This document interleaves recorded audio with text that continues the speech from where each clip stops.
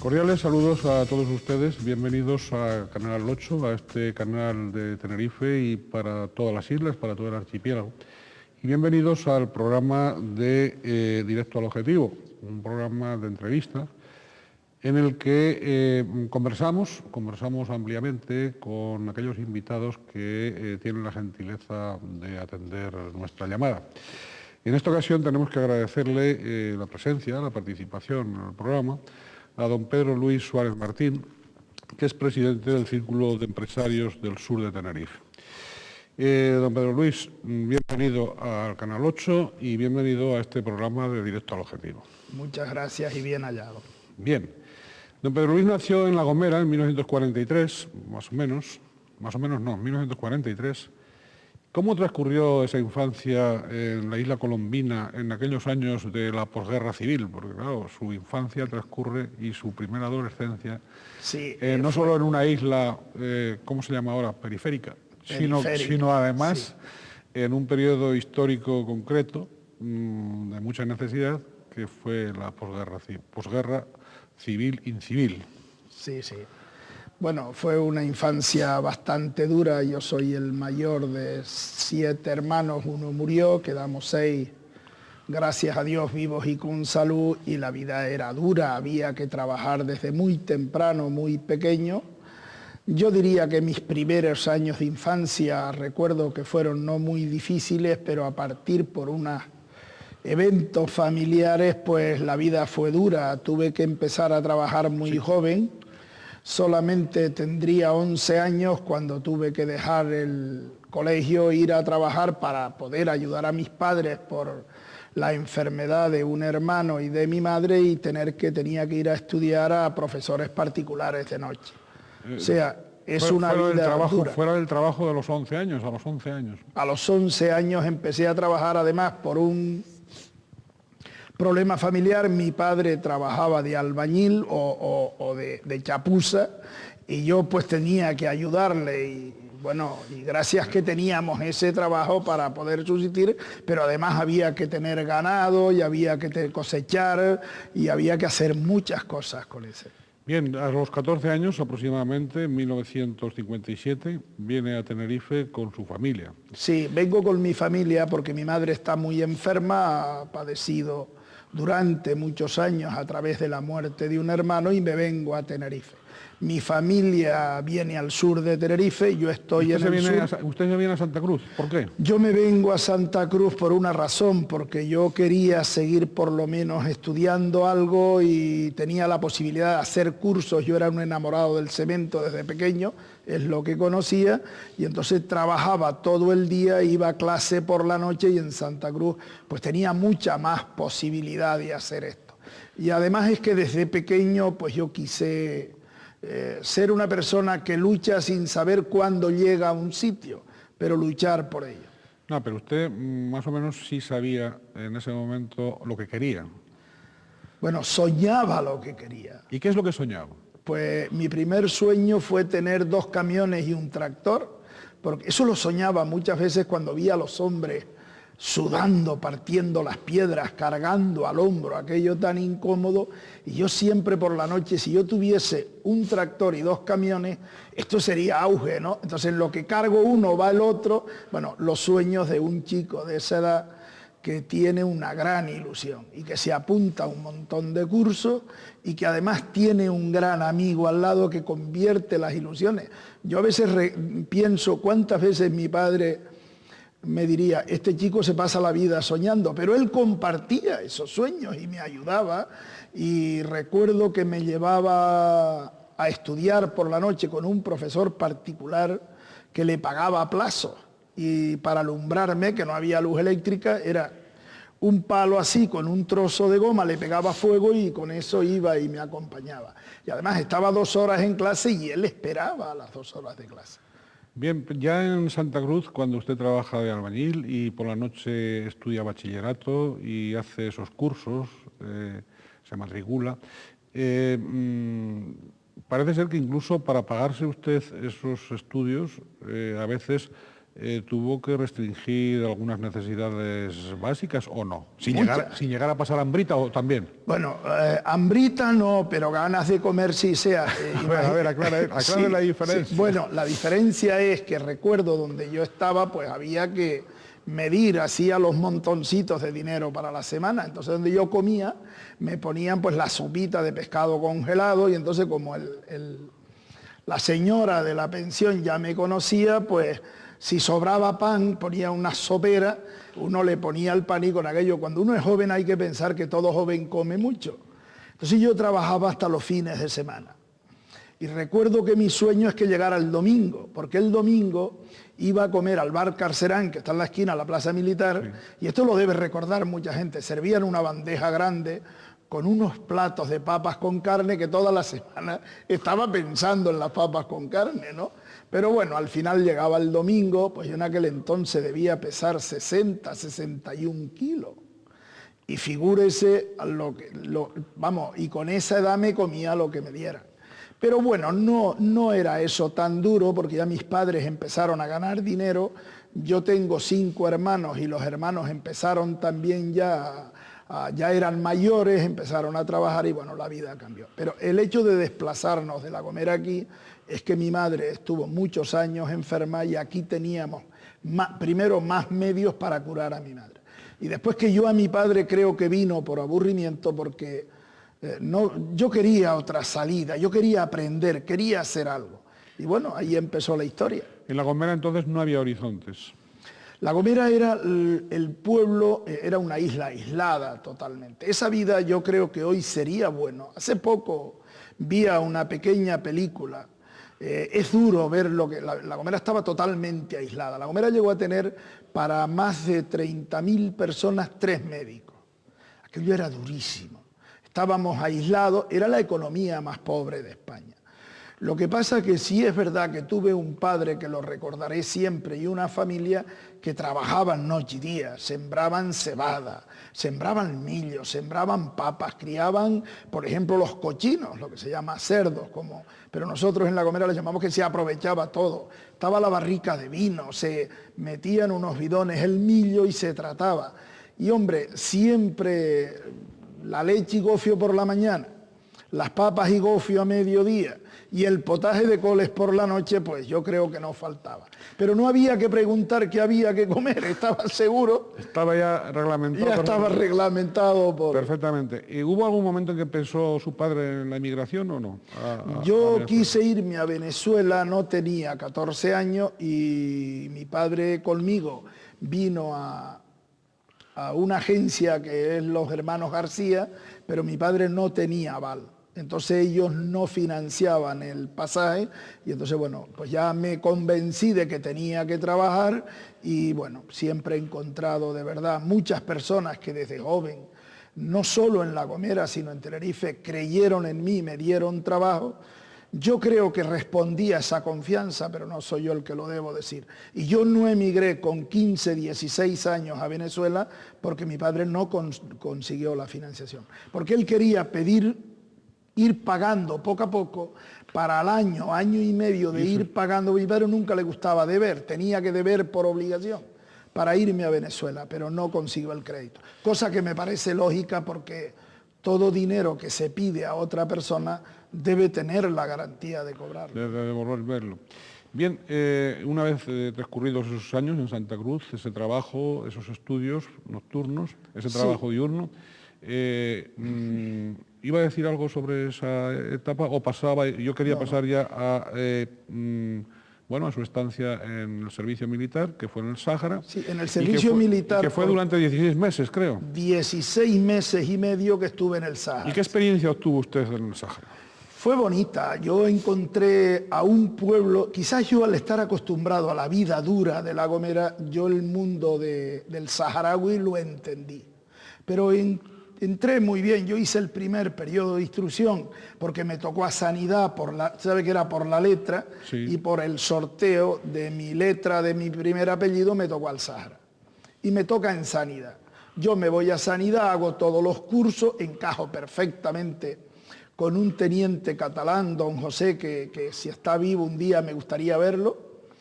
Y hago los dos periodos, el primer periodo en Cabeza Playa y el segundo periodo parte en Cabeza Playa y parte en el hospital, y después me dan la oportunidad de ganar unos duros, de irme a Nómadas de sanitario. Y Nómadas todos sabemos que es el nomadeo en el desierto.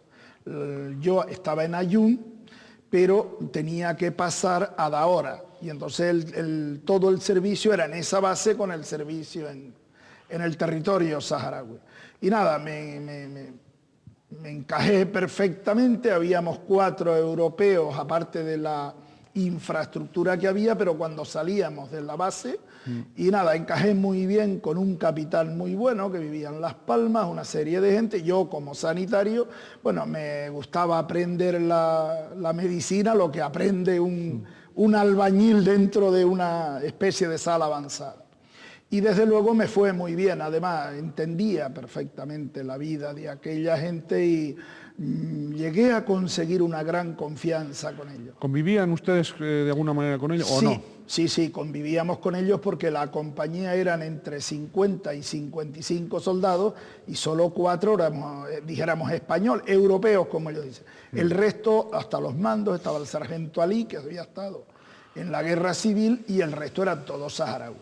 Pero nos respetábamos mucho, yo estaba dispuesto en el botiquín a cualquier hora y yo perfectamente, aprendí un montón. Me di cuenta en el Sáhara que mi vida era un poco dura, pero no tan dura como la de otros, y yo creo que esto es importante vivirlo.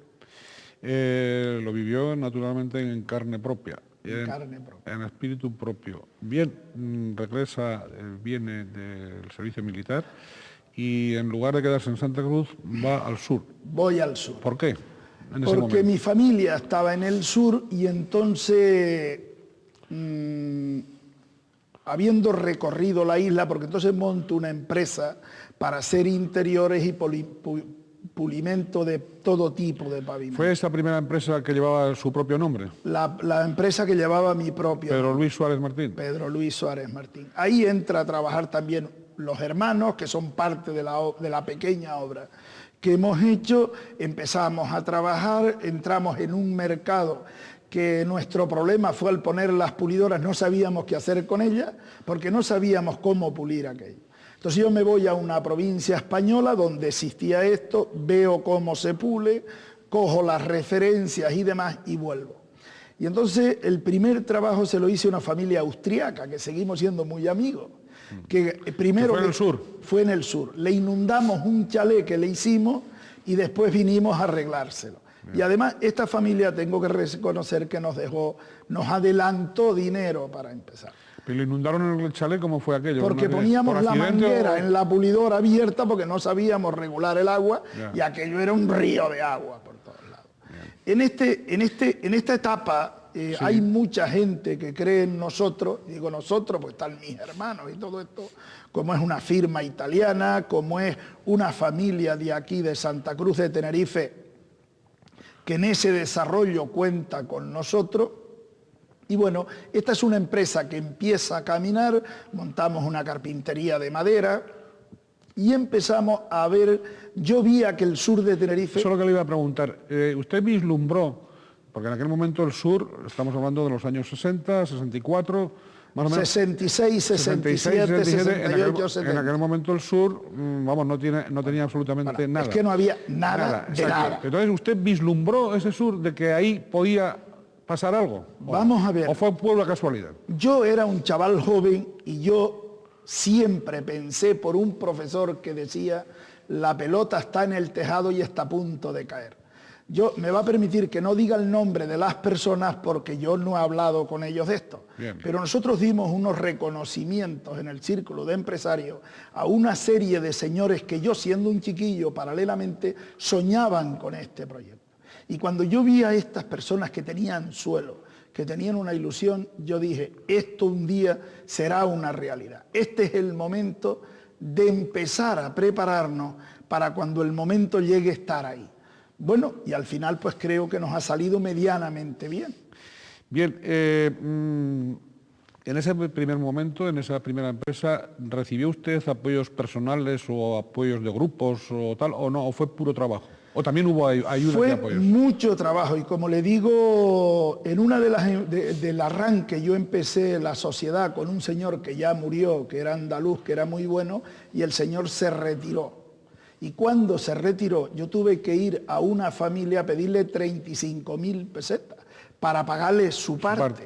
Y entonces, bueno, pues seguimos. O sea, aquello se inició a base de no dormir, de dormir 4 o 5 horas de noche, nos levantábamos a las 5 de la mañana, hacíamos el transporte, dirigíamos las obras, pulíamos, colocábamos suelo, hacíamos todo. ¿En toda la isla?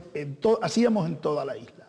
Pero realmente desde que se inició, vimos que el verdadero motor de trabajo que íbamos a tener era el sur de Tenerife. Bien, el 14 de julio de 1976, esa empresa se convierte en Construcciones Gomásper Sociedad Limitada. ¿Por qué tal nombre y no otro cualquiera? Vamos a empezar por el nombre. Bien, el nombre mandamos como 20 y tantos nombres, donde 13 nombres, porque el número 13 va conmigo siempre. 12. ¿No es supersticioso entonces? No, es que el 13, si encuentro cualquier número de lotería, lo compro. Bien. Si quiere le digo por qué. O sea, el 12 estaba hasta el 12 registrado y el 13 era el que quedaba y era ese nombre, aunque después lo pulimos.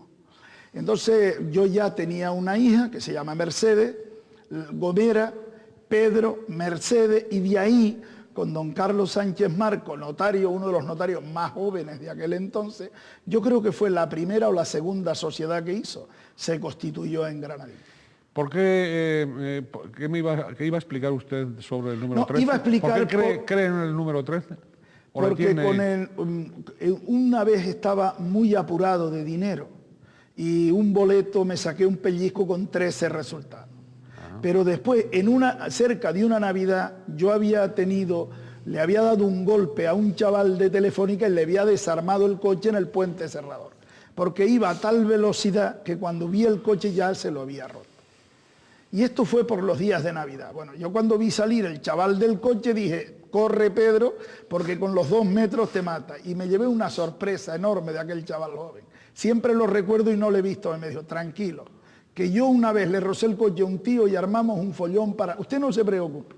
Era un Fiat 125, nuevito, terminado de sacar. Y el chaval yo casi le doy un abrazo. Todo esto se me acumuló a una serie de pagos que tenía. Y con el número 13 de Navidad también cogí un pellizco que me sacó del apuro. No me hizo rico, pero me sacó del apuro. Bueno, Rico, ya hablaremos de eso. Rico lo ha hecho su trabajo y su empresa, más que la... Sí, rico en espíritu, porque bien, lo demás no. Bueno, ¿de qué orientaciones y principios, quería yo preguntarle, se ha servido para lograr que Construcciones Gomásper Sociedad Limitada, de la que usted es administrador único, dé en la actualidad empleo directo pues, a unas 800 familias y puestos de trabajo indirectos a alrededor de unas 4.000? Quería preguntarle por qué orientaciones, qué principios, qué ideas clave, qué ideas madre son las que usted marca y las que usted practica para llegar donde ha llegado su empresa. Bien, yo creo que esto es una cosa que yo me la pregunto muchas veces. Las empresas no crecen porque el empresario en un momento lo decide. O sea, el mercado, los conocimientos, el ir haciendo todos los días va abriendo un abanico que es el que lleva a la empresa. Pero Gomásper se constituye primero porque tengo la suerte de conocer a una persona que es representante de un grupo alemán que en aquel entonces yo no sé qué vio en nosotros, que quiso que nosotros trabajáramos con ellos y nos uniéramos a ellos. Este señor que se llama Pepe Mata, que es como una familia, que ha estado 30 años junto a nosotros, pues nosotros creemos que es el momento de prepararnos en todo el abanico con asesoramiento de alguna persona y hacerlo. Pero, ¿qué creemos nosotros? Que la empresa es algo que nos aplicamos desde el principio. O sea, hay momentos de crisis que lo pasamos muy mal, que tenemos que hacer malabarismos para escapar.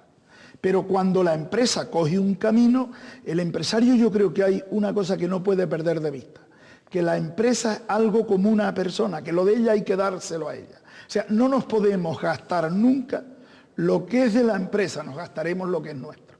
¿Y qué es nuestro? Todo aquello que sobra de haber pagado a todos los demás. Pues claro, yo puedo vivir de ilusiones y decir que esto lo pago mañana o que me voy a sacar la lotería otra vez. Claro. Resulta que no llega. Yo creo que las empresas, como todo lo que se mueve en la vida, mi ejemplo es que hay que, primero, que a uno le guste. Segundo, que hay que tener una gran voluntad de sacrificio, porque hay días que todo es camino de rosa. Y hay días que dice uno, pero bueno, ¿qué he hecho yo hoy para que todo vaya? Pero hay que seguir, hay que parar, hay que tomar. Después hay una cosa que, aparte de que no se puede gastar, cuando uno va a un proveedor y le compra una bolsa de cemento, ese proveedor es un socio. Mientras no le pague la bolsa de cemento, yo tengo que luchar con esa bolsa de cemento, recuperar el dinero, si queda un duro dárselo. O sea, es algo que hay que tener una entrega. Yo creo que a veces la persona del empresario en la empresa se convierte en algo que no está, que es la propia empresa la que va. Hombre, después hay que ser agradecido en la vida con la empresa y con todo lo que lo rodea. Después el respeto a las personas, primero que nada, y a todos los elementos que la componen. Y yo creo que hay una cosa que a nosotros nos ha ayudado mucho: alegrarnos de todo aquello que le va bien a todo el gremio. O sea, eso de un empresario, yo voy a hacer esto mayor que aquel porque digan que yo lo hago mejor. Ese es el peor error de un empresario. O sea, el empresario tiene que ver el negocio, tiene que medirlo, tiene que prepararse y si no sabe preguntar y rodearse de gente, primero leal. O sea, porque por mucho que sepa una persona, si no es leal a la empresa, si no la vive, si no la quiere, difícilmente va a ser un buen papel. Y después que el que maneja la empresa, que no es nada más que un número, o sea, a veces un gerente, hoy nosotros tenemos personas que juegan un papel mucho más importante que yo, y yo me alegro, pero a esas personas no solo hay que pagarle, hay que valorarla, hay que quererla, y si cuando el momento va mal uno llora y le pide el esfuerzo, cuando va bien también hay que sentarse, que no solo se arregla con dinero, sino decirle, oye, mira, tú has hecho esto, porque la vida se va. Aquí nadie es más listo que nadie y lo bueno es tener una buena sintonía y, bueno, pasar la vida pues lo mejor posible. Lo mejor posible. Pero es curioso cómo usted el asunto de la competitividad, digamos, entre colegas, entre empresarios del mismo gremio, no la plantea con un tema de agresiones mutuas ni nada parecido. No. Si algo tengo claro es que siempre admiro a los compañeros que llevan años como yo o menos, que cuentan con mi ayuda y con mi respeto, y luego mi mayor alegría en el mercado es que todos cobremos y tengamos dinero. No se olvide que el que quiebre una empresa y deje un paquete, que una empresa puede quebrar no porque el empresario sea malo, eso nos repercute a todos. Decía mi abuelo, que fue mi gran profesor, tú reza por las noches para que todo el mundo tenga, algo te tocará, pero si todos no tenéis un duro, a ver qué vais a repartir, ¿no? Sí. Es un buen principio de vivencia, ¿no? Es un buen principio filosófico. Lo que pasa es que en la vida no hay que huir que a veces pues hay el orgullo personal, pues está la competencia, bueno, hay cosas, pero hasta un cierto límite. Es mejor cuando hay yo le digo siempre y opino a mucha gente que lo que hay que hacer es ser serio. Cuando se da la mano a un compañero hay que cumplir al 100%. Y si no se puede, se va y se da la cara. Y mira, no puedo, quédate tú con el negocio por si hay una UTE, pero yo creo que jugar al escondite, yo creo que aquí nadie es más listo que nadie. Competencia combinada con cordialidad y con buenas relaciones. ¿Vale? Exacto, sí. Bien, la única competencia es que lo que hago yo cada día lo quiero hacer mejor. Quiero cumplir con mis clientes y quiero que mi empresa cada vez tenga el respeto de toda su gente. ¿Y también sentido de equipo en esa empresa? Eso es fundamental. O sea, cuando dos personas en una empresa, aunque es pequeña, esto es una empresa pequeñita, que no tiene... Una empresa, si tiene 800 puestos de trabajo directos y 4.000 indirectos, no es pequeñita. Pero yo creo que en una empresa, si me lo permite, lo más importante es que la gente se sienta válida, y no que se sienta nadie tan importante, pero que no se sienta excluido. Y que el dueño de la empresa o los dueños no tienen por qué dejar de saludar a la gente, ocuparse de cualquier problema de una persona. Nosotros no voy a decir aquí, pero cuando una persona de la empresa, sea quien sea, tenga un problema, la empresa tiene, es que es una obligación, porque ese señor está dejando parte de su vida en la empresa. Después pueden haber diferencias, como todos los hombres y en todas las cosas de la vida. Pero yo creo que el respeto y el valorar todo, y sobre todo los medios humanos, es muy importante. Y eso es lo que hace el equipo. Bien, usted ha sido y es protagonista, por tanto testigo de excepción, del progreso del sur tinerfeño. Desde la nada hasta la realidad de nuestros días, de ese sur. ¿Cómo nos describiría usted esa evolución, a grandes rasgos? Desde luego no ha sido un camino de rosa. Yo puedo decir que soy de los primeros que tocó el cemento en el sur de Tenerife. Por eso le hablo de pionero. La historia que llevamos, que parece una historia de siglos, no, poco más de 30 años. El iniciar el sur era muy difícil, no había ningún tipo de infraestructura. Imagínase subiendo en una plataforma bloques para hacer un pequeño edificio con un burro. Esto hoy se cuenta y dice, no, estás loco, no, con un burro. O mandar un camión por la mañana, a las 6 de la mañana, a una plaza, a llenar agua para la obra y estar todo el día en la plaza, porque claro, viene la señora a llenar el cubo o su envase y hay que dejarlo. O sea, el inicio fue la ilusión de unos señores que están ahí en la historia, yo no los voy a nombrar porque no tengo permiso de ellos, pero nosotros les hemos dado un reconocimiento. Esto fue duro, pero es que cuando empezamos a ver la luz, empezaron las crisis.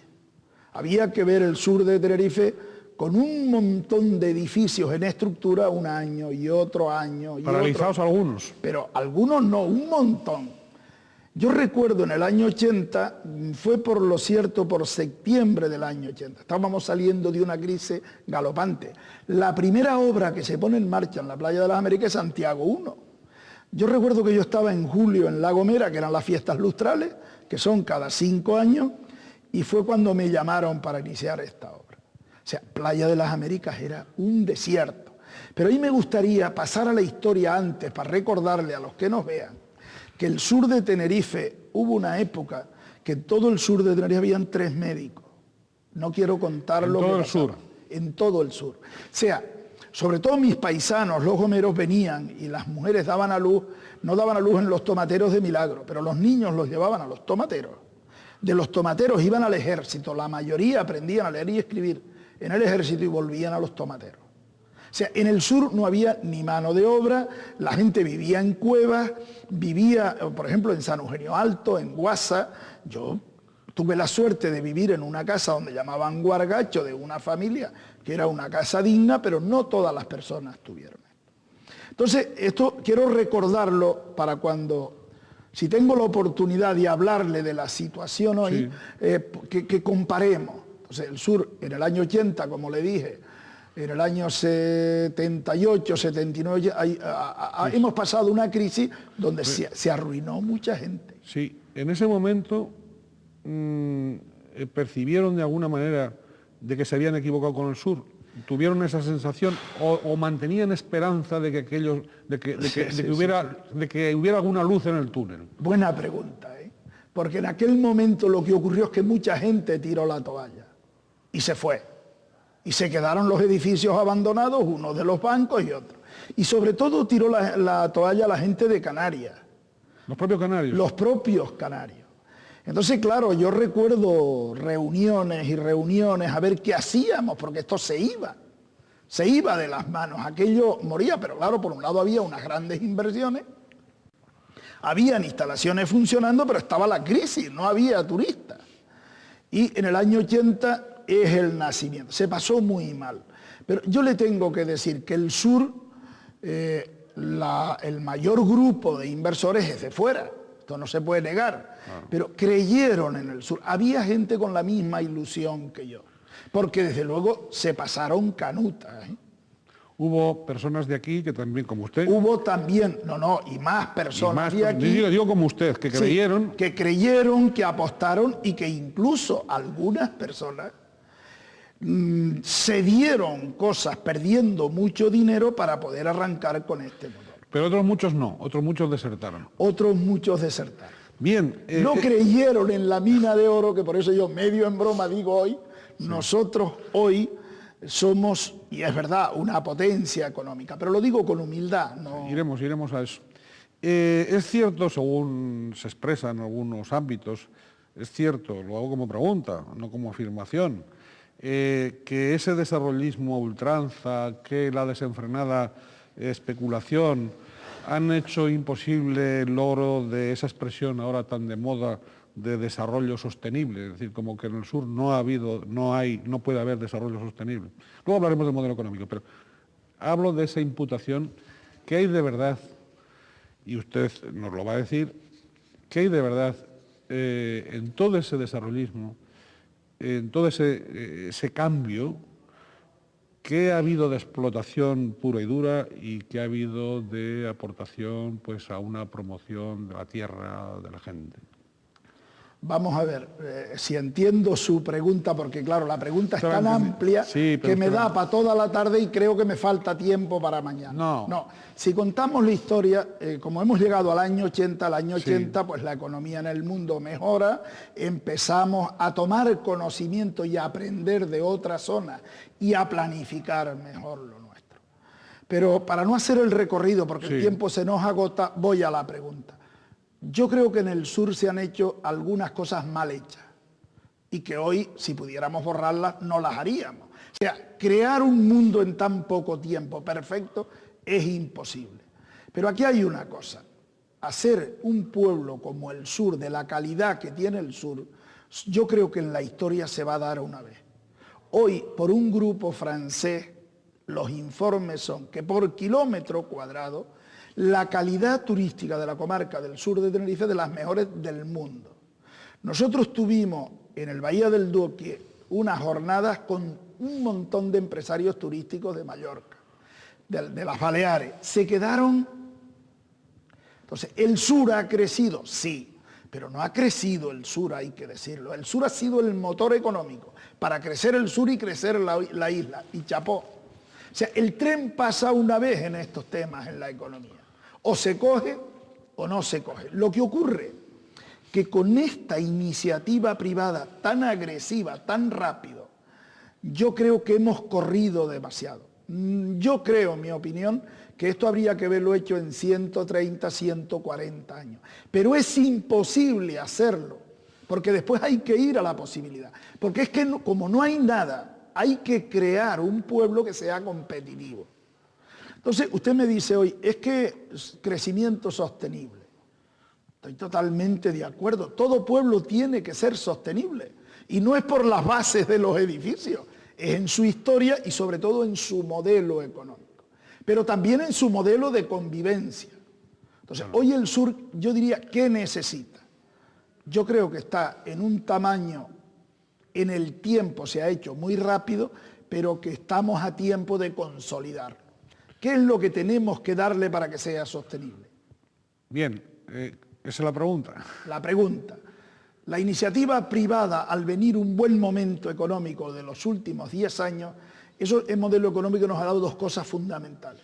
Primero, consolidar un mundo empresarial que todavía es débil, porque a veces nos creemos, porque la empresa necesita una historia, necesita aprender y necesita crear una familia empresarial. Una tradición. Una tradición. Somos nobles en el tema. Nos da un pueblo y ahora ¿qué necesitamos? Terminar la obra. Ahora no hay que crecer más. Yo no digo de crecer más. Lo que digo es que cómo no terminamos la obra. Pero la obra principal es que el sur, siendo la zona motor económica de la isla, y teniendo una isla tan bonita como esta, la obra primera es unir al sur con el resto de la isla.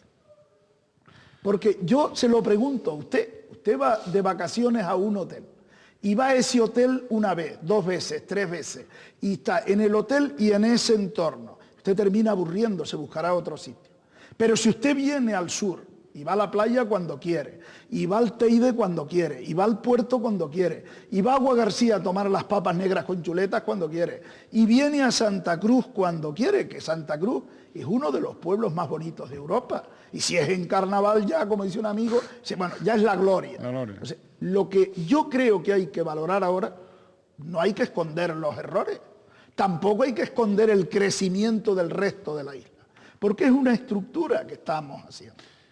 Puede, en esos errores que ha habido, habrá algunos ya irreversibles, lamentablemente, pero hay otros que se pueden enderezar o no. Yo creo que irreversible en estos momentos, siendo un mundo joven que hemos hecho, lleva un costo y lleva una gran planificación, y esto, desde luego, hace falta un modelo. Y hace falta ponerle tiempo y con ese modelo resolver las cosas. ¿Qué modelo es el que, fundamentos básicos tendría que tener ese modelo? Yo creo que el primero de todos es que no sigamos teniendo el debate que estamos teniendo en la opinión pública. A mí me horroriza el que me pregunten esto sí o esto no. O sea, cada día hay de moda, vamos a hacer una infraestructura y hay un debate.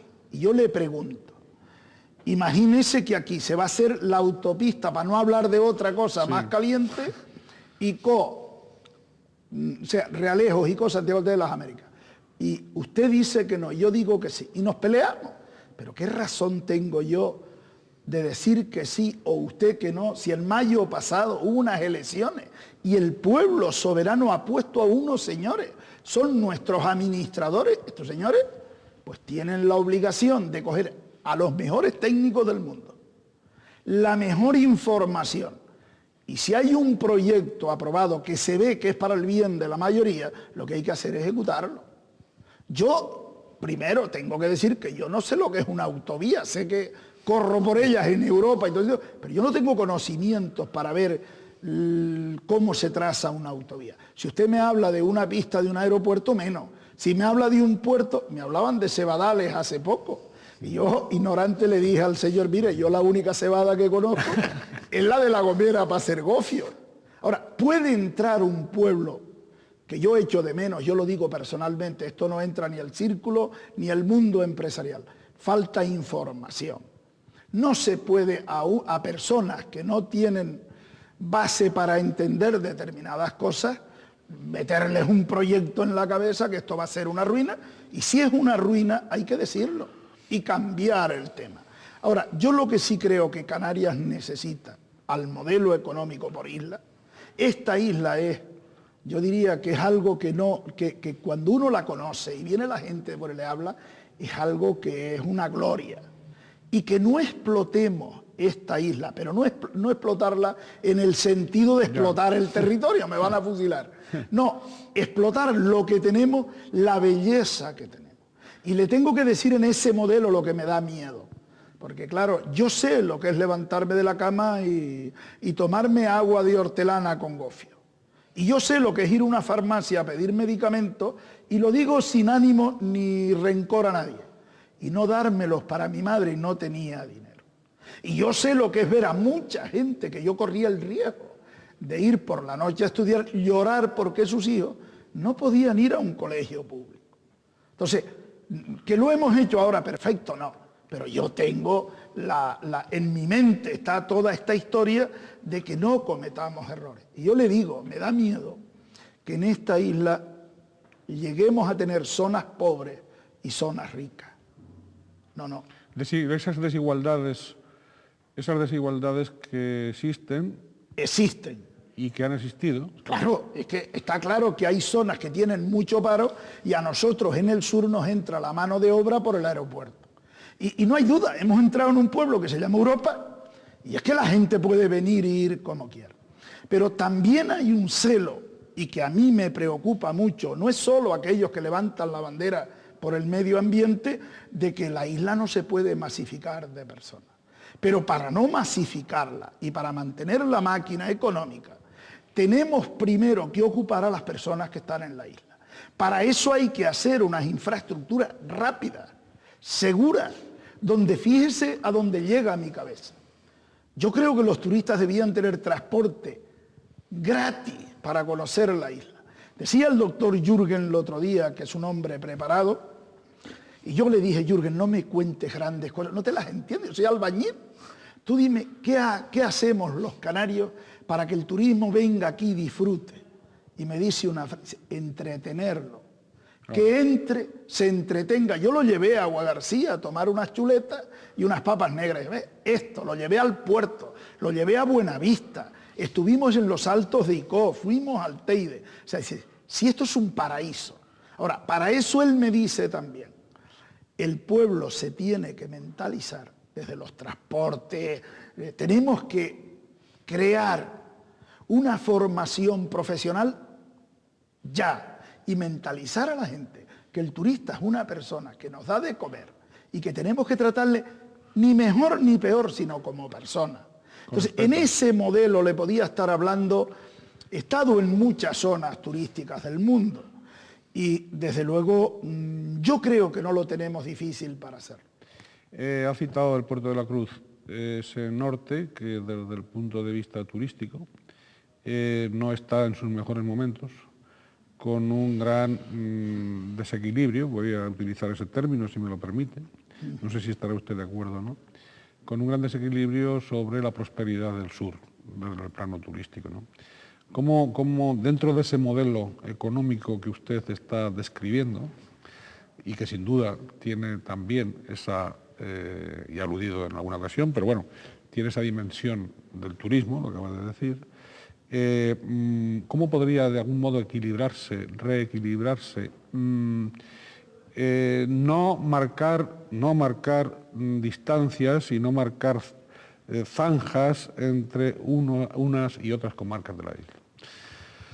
Yo le digo que hay tres zonas de la isla que son importantes, que es la zona norte, la zona del área metropolitana y la zona sur. Creo que es fácil. Es que las tres zonas son lo que podrían componer el verdadero pueblo turístico. Ya si hablamos del Teide, como dice un buen amigo mío y socio, muchos años, que por lo cierto está muy enfermo, que él dice, es que estar en Tenerife es ser rico. Imagínese lo que le acabo de decir, que los transportes son gratis y que un turista en 40, 45 minutos vaya del sur por el otro lado al puerto. Imagínese que se llega hoy a un paquete turístico, estoy hablando de cosas que son sueños, porque después cuando se ponen en la mesa tiene que haber una voluntad muy abierta. O sea, todo hombre cuando siembra en la tierra es para recoger. El que no tiene mentalidad de sembrar nunca recogerá. Como aquel famoso que iba al Cristo diciéndole que a ver si le tocaba que le daba €1 para que le tocara la lotería. Llegó otro y dice, mira, para que no me lo entreté más, toma 5 y 20. No, esto no existe aquí. O sea, imaginemos a Tenerife como un pueblo. Imagínese usted que en un paquete turístico, el mundo turístico de Tenerife le dice a los turoperadores, mira, aquí tenemos playas, aquí tenemos puertos deportivos, aquí tenemos campos de golf, aquí tenemos guachinches con una gastronomía enorme. Pero aquí tenemos en un continente que hay una temperatura que es única. O sea, que usted tenga 20 grados en la Plaza España y suba y tenga 13 o 14 en los rodeos, es que esto es que lo tenemos todo. Todo. Usted imagínese un sueño que tengo, y que lo he comentado algunas veces, de que un turista viene y está en un hotel en el sur, pero tiene la posibilidad de estar en un hotel dentro de su paquete un día o 2 o 3 si quiere. Mire usted, es que tenemos esta semana el día de San Antonio o el día de Santa Catalina y mire, hay una fogalera de guitarras y carne cochino en la Plaza España y usted puede en un hotel como, llámese el Mense y otro, quedarse una noche. Y nosotros vendemos la isla como un paquete turístico. Como un solo mercado, un solo destino turístico. Mercado. Un solo destino turístico. Sí. Hay una cosa que también le quiero, y es que... ¿Eso es posible? Eso sería posible. Hay una cosa que hay que decir, y es que a veces parece que da miedo. Cuando uno pasaba de los Pirineos a Europa, y yo que estuve un montón de años preguntando a la gente que viene de Europa a Canarias, su primera ilusión es ir a la playa a ponerse moreno. Pero eso no es todo. Lo que pasa es que lo que no se entiende es que no tenemos playa. Y entonces pretendemos tener al turista en el hotel para que vaya a la piscina. Mire usted, yo he estado en una piscina extraordinaria en Moscú a 30 y pico grados bajo cero y la piscina es un encanto. Pero claro, nosotros incluso intentamos un poco que el turista no disfrute de nuestras noches. Tenemos que conseguir entre todos que la isla sea ese entretenimiento que el doctor Jürgen. Y no es difícil. Hoy hay poco dinero, pero yo por eso digo que las infraestructuras tenemos que hacer una apuesta. sin cargarnos el medio ambiente. O sea, todos tenemos que defender nuestro medio. Decía el otro día un empresario catalán cuando se desarrolló una parte de Barcelona. Si nosotros abríamos una vía y esa vía llevaba aparejada sembrar no sé cuántos pinos. Tenemos que dañar algo, vayamos a dañar el mínimo, pero compensémoslo en el resto. Hay una cosa que no le he dicho, y perdone que me extienda. Esta isla hay un problema, si la mide un gomero, pues con marea alta tiene una medida y con marea baja otra. Esto es una cosa que tenemos tal. Pero creo que anda por los 2.040, 2.060 kilómetros cuadrados. Si tendremos donde apostar en medio ambiente que el 65, 70% es protegido. O sea, si habrá donde invertir en medio ambiente, sin cargarnos la historia ni comernos el queso en poco tiempo. Otros dicen salchichón. Yo creo que todavía el territorio lo podemos ordenar, podemos hacer las cosas bien, pero yo me da mucho miedo lo que está pasando, los enfrentamientos en la sociedad, porque terminan en enfrentamientos personales y el odio es la peor máscara que puede tener un hombre para sentarse fríamente y resolver las cosas. Sin duda. ¿Por qué y para qué decide usted erigir, liderar el Círculo de Empresarios del Sur? Esa pregunta, la verdad que estaba huyendo de ella, porque yo que llevaba... No, porque además... No, porque usted no está huyendo. No, yo creo que no. Vamos a ver. ¿Por qué? ¿Por qué y para qué? Buena y mala pregunta, porque como yo soy una persona que me gusta lo que hago, las cosas que hago incluso a veces yo creo que cometo errores, porque primero las digo como las siento, y después a la cosa le dedico todo aquello para conseguir un fin. A veces lo consigo y a veces no. Esto era un grupo de empresarios que se reunía, o sea, yo tengo casi 30 años que me reúno con una serie de empresarios para hablar de cosas, pero estuve en los casinos, he estado en muchas cosas, colaborando como cuando me llaman, cuando no, pues me quedo en mi casa y bien.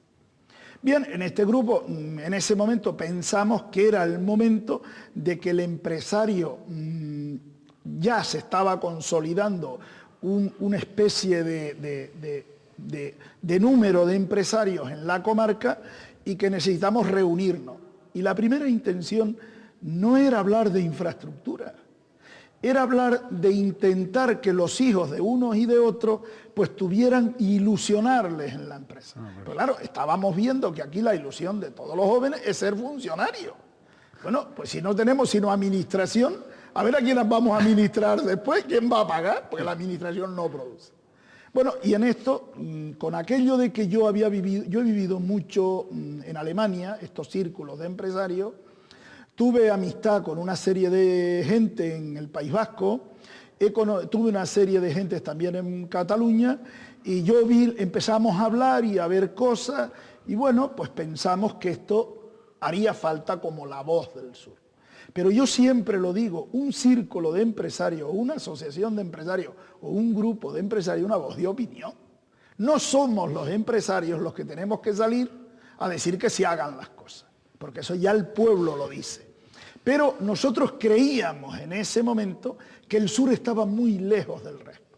Sigue estando lejos, no tan lejos, pero sí le digo una cosa, yo pensé que en este momento tenía que estar más cerca. En mentalidad, en mentalidades, quiere usted decir, en determinadas mentalidades. Bueno, incluso está lejos de la administración.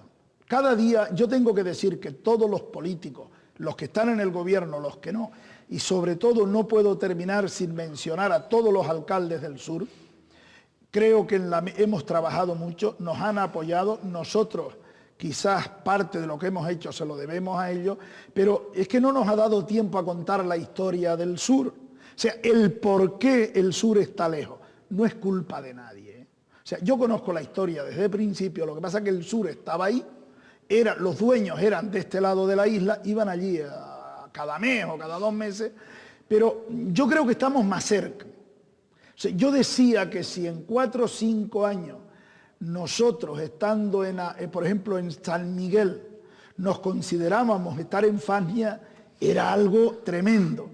Yo creo que estamos por Granadilla, o sea, por al lado, no hemos llegado a Fania. Pero sí es verdad que hay una gran preocupación y cada vez hay más conocimiento de la importancia de este proyecto, donde no se hable ni del sur, ni del centro, ni del norte, sino se hable de Tenerife, que es mi ilusión. Es su ilusión.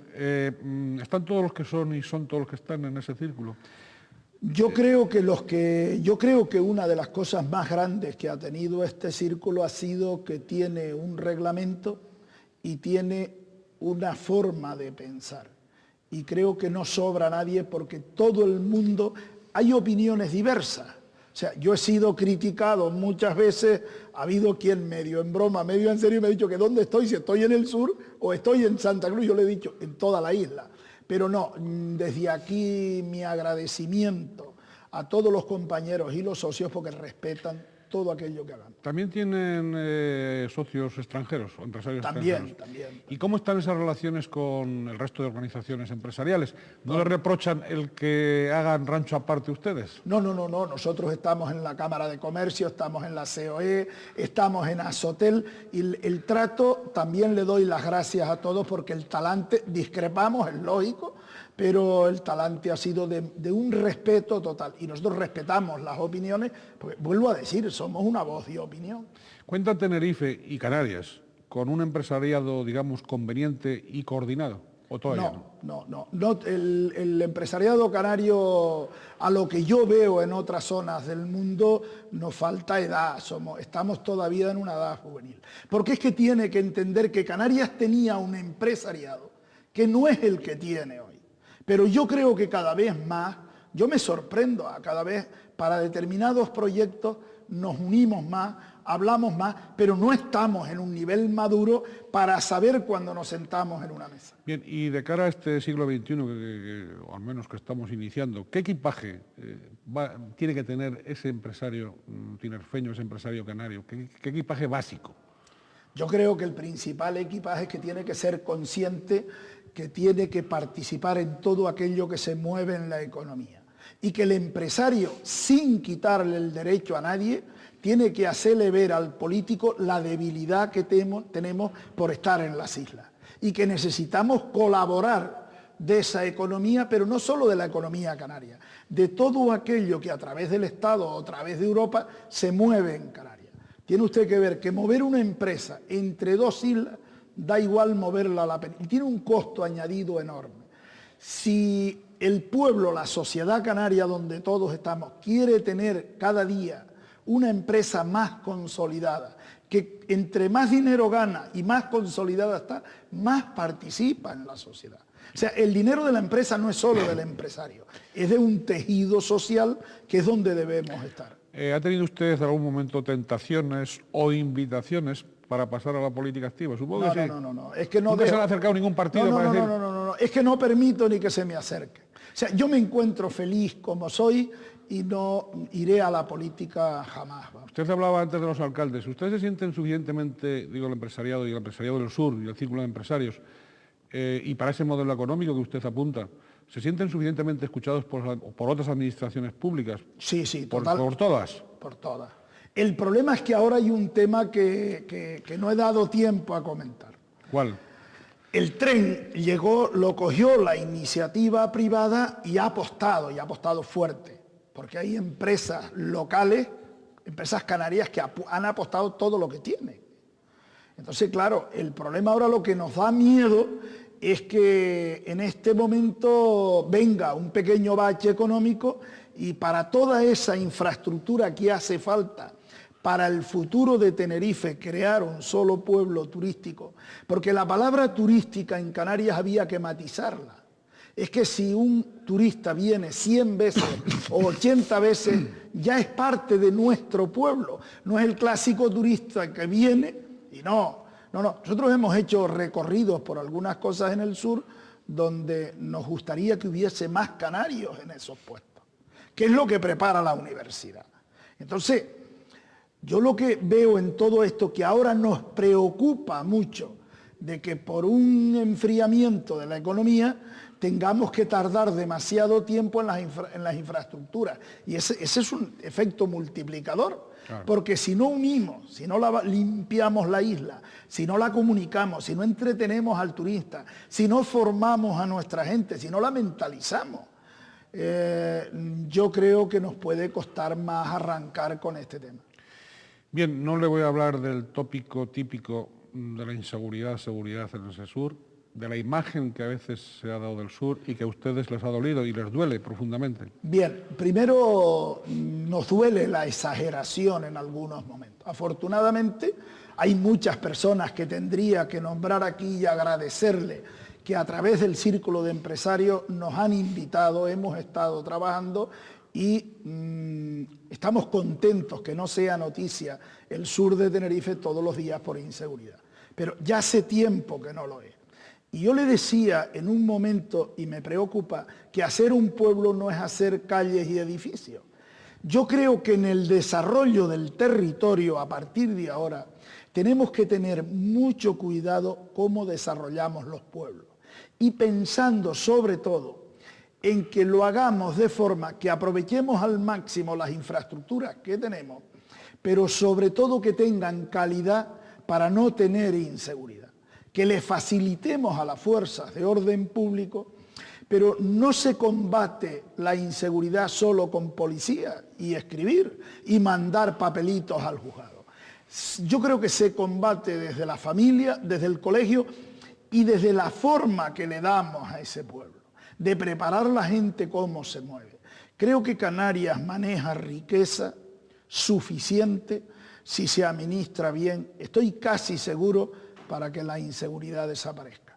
Todo aquello que es inseguridad tiene una trastienda.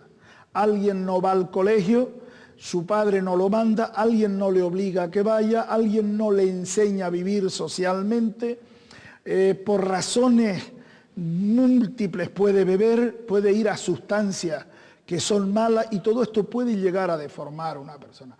Como humanos todos tenemos la posibilidad de entrar en un terreno que no es bueno, pero para todo curarlo todo es imposible. Lo que sí se puede pensar en crear ese pueblo para que la gente con esa calidad y entendiéndonos todos y apostando todos, podamos que cada vez haya menos personas que vivan en precario como viven, que por eso van a cometer el delito, ¿no? Bien, don Luis, se nos ha ido el tiempo de una manera tan rápida que bueno, que a mí me quedan pues muchísimas preguntas en el tintero que habrá que hacerle en alguna otra ocasión. No hemos hablado de otros perfiles humanos suyos, del sentido que usted tiene de cómo rinde culto a la amistad. Usted es muy amigo de sus amigos.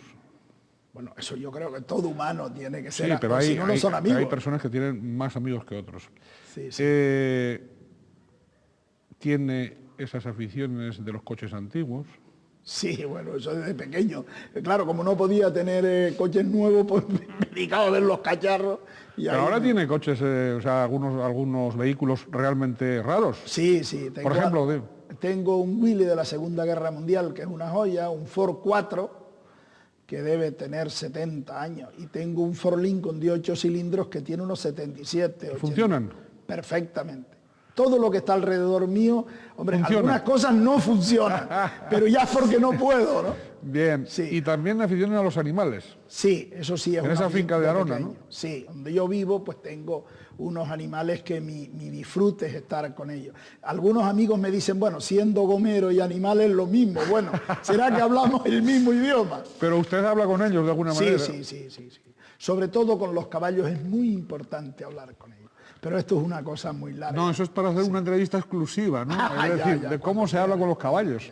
¿Se puede hablar con los caballos? Sí, el caballo tiene una gran memoria y asimila hasta la voz del dueño, sobre todo el que le echa de comer. Ese lo entiende perfectamente. Lo entiende perfectamente, lo cual quiere decir que tiene signos de inteligencia también. Ya. ¿Quiere usted agregar alguna otra Hombre, cuestión? a mí me gustaría un día que me invitaran a otra entrevista, pero duda. que fuese para que todo este sueño antes de morirme estuviese realizado y fuera solamente para recordar el sueño. Esta entrevista, pero diciendo, me he equivocado, ya está todo hecho y no hay preocupación por mis nietos, como los nietos de todos los ciudadanos, y sobre todo yo que he vivido una vida dura. El mundo empresarial da una cosa, da mucha soledad, porque aunque tengo hoy una buena familia, me llevo bien con todo el mundo, incluida toda mi familia, toda la que tenía antes, la que tengo ahora, toda. Da soledad, es un tema que es duro y hay que estar ahí. Pero mi gran ilusión es que la vida que he vivido me ha enseñado que hay que trabajar para el futuro y que hay que pensar en los demás. Y creo que lo bueno, que todavía no ha llegado a todas las familias en Canarias, yo el mejor regalo que me darían en Reyes es que toda familia tiene un techo y tiene lo mínimo para vivir dignamente. Es duro que hay familias que no llegan. Yo creo que lo vamos a conseguir pronto. Y creo que esto ayudaría que todas estas obras, este sueño que tengo, fuera realizado. Sí, ese trabajar por los demás que usted ha practicado, que usted practica, ese trabajar para los demás da también la dimensión de una personalidad, la suya. Vamos a, don Pedro Luis, vamos a dejar esta entrevista con esos sueños suyos, sueños que se repiten, pero que de alguna manera se han cumplido en alguna algunos se han cumplido, digo, en origen, y de aquel despegue del sur se han cumplido algunos de esos sueños. Por lo tanto, usted supo vislumbrar y tener fe en su propia gente, en su propia tierra, en su propio trabajo. Y cuando se dan esos valores, uno no se preocupa de enemigos fantasiosos, sino que se dedica a lo suyo y eso se nota. Muchísimas gracias por haber estado en el canal 8, por haber estado en Directo al Objetivo. Y aquí estamos, al servicio del sur, del norte, del área metropolitana, de toda Canarias. Y a todos ustedes también, bueno, yo no sé si quería agregar algo, aparte no, solamente darle las gracias y que como hilo conductor de la sociedad les agradezco profundamente que esto llegue y que colaboren en que sea no solo por el empresariado, sino que esto sea para un bien de toda la sociedad canaria. Bien, pues eso esperamos y les damos las gracias a todos ustedes por esa atención que nos han dispensado. Por supuesto, a don Pedro Luis Suárez Martín, presidente del Círculo de Empresarios del Sur de Tenerife, y empresario el mismo, gran empresario el mismo, y a todos ustedes por seguirnos. Muchísimas gracias y, como siempre, les deseo que sean ustedes felices en la medida de lo posible, trabajando, claro.